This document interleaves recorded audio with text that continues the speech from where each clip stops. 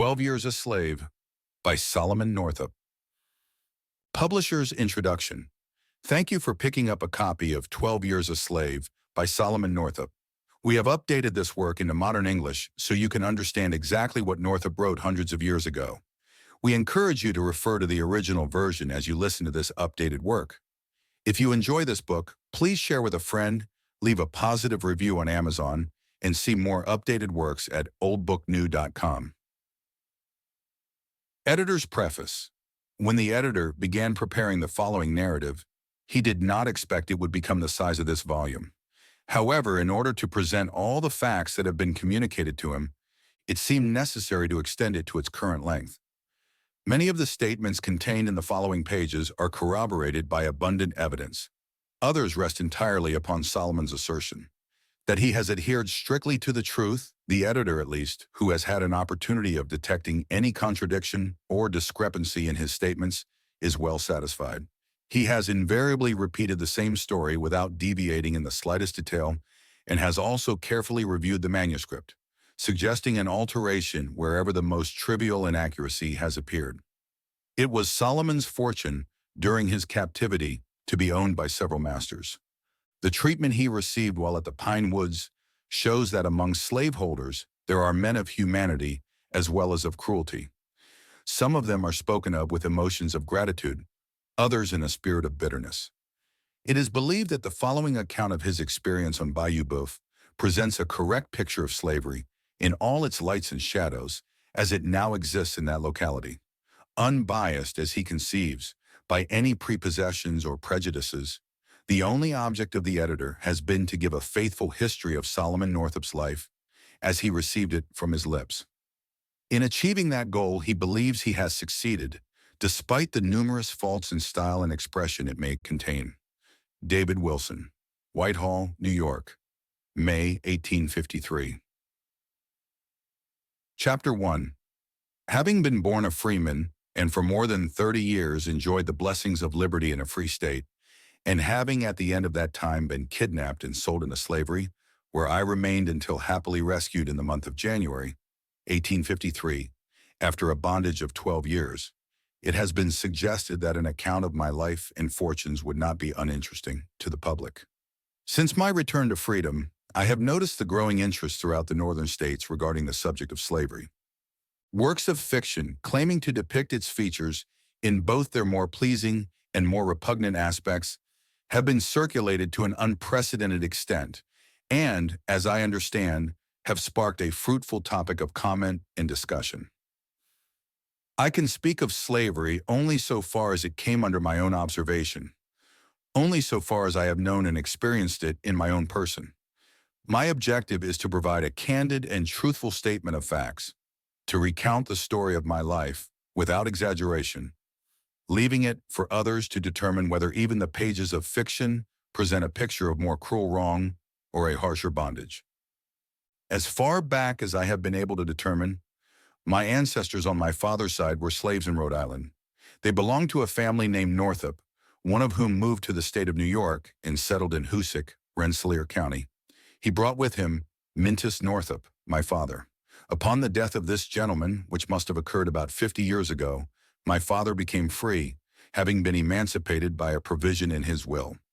Henry B. Northup, Esq. of Sandy Hill, a distinguished lawyer, and the man to whom, under Providence, I owe my current freedom and my return to the company of my wife and children, is a relative of the family in which my ancestors were thus held in service, and from which they took the name I carry. This fact may explain the persistent interest he has shown in my case. Sometime after my father's liberation, he moved to the town of Minerva, Essex County, New York, where I was born, in July 1808. I don't have the means to determine exactly how long he stayed there. From there, he moved to Granville, Washington County, near a place known as Slyboro, where he worked for several years on the farm of Clark Northup, who was also a relative of his former master. Then he moved to the Alden farm at Moss Street, a short distance north of the village of Sandy Hill, and from there to the farm now owned by Russell Pratt, located on the road from Fort Edward to Argyle, where he lived until his death on November 22, 1829. He left behind a widow and 2 children, myself and Joseph, my older brother. Joseph is still living in Oswego County, near the city of the same name. My mother passed away during the time of my captivity. Though born a slave and facing the disadvantages that my unfortunate race is subjected to, my father was a man respected for his industry and integrity, as many now living who well remember him are ready to testify. His whole life was spent in the peaceful pursuits of agriculture, never seeking employment in those more menial positions, which seem to be especially allotted to the children of Africa. Besides giving us an education surpassing that ordinarily given to children in our condition, he acquired, through his diligence and economy, a sufficient property qualification to entitle him to the right to vote. He often spoke to us about his early life, and although he always cherished the warmest emotions of kindness and even affection toward the family, in whose house he had been a bondsman, he nevertheless understood the system of slavery and dwelt with sorrow on the degradation of his race. He endeavored to instill in us sentiments of morality and to teach us to place our trust and confidence in him who regards the humblest as well as the highest of his creatures. How often since that time has the recollection of his paternal counsels come to me while lying in a slave hut in the distant and sickly regions of Louisiana, suffering from the undeserved wounds which an inhuman master had inflicted, and longing only for the grave which had covered him, to shield me also from the lash of the oppressor. In the churchyard at Sandy Hill, a humble stone marks the spot where he rests, after having worthily performed the duties belonging to the lowly sphere where God had appointed him to walk. Up to this period, I had been mainly working with my father on the farm. The free time I had was usually spent either reading my books or playing the violin, an activity that was the dominant passion of my youth. It has also been a source of comfort since then, providing pleasure to the simple folks with whom my life was intertwined and distracting my own thoughts for many hours from the painful reflection on my fate. On Christmas Day, 1829, I married Ann Hampton, a woman of color who was living near our home at the time.